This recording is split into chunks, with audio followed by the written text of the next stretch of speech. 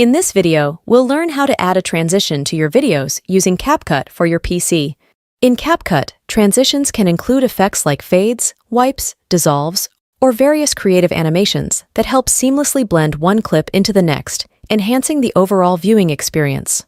So I have 3 videos in my timeline here, and if I play the videos, you will see that it cuts from one video to the other, and it's not really pleasing to the eye. That's why we can add the transitions between the videos to make them look more professional, and we can grab the viewer's attention. You want to select the Transition option at the top left of your screen, and the option should be just between the Effects and Filters button. When you click on the transitions, you will be able to see all of the different transition effects which Capcut offers. We can hover over with our mouse if we want to get a preview on how that specific transition looks like. And Capcut has a lot of different transitions, so just preview them and take your time.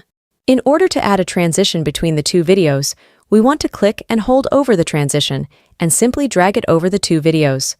The transition will automatically be added, and when I play my video now, you can see that it has a cool little animation when it transitions from my first to my second video. You can also make your transition last longer or shorter by adjusting the duration at the right side of your screen.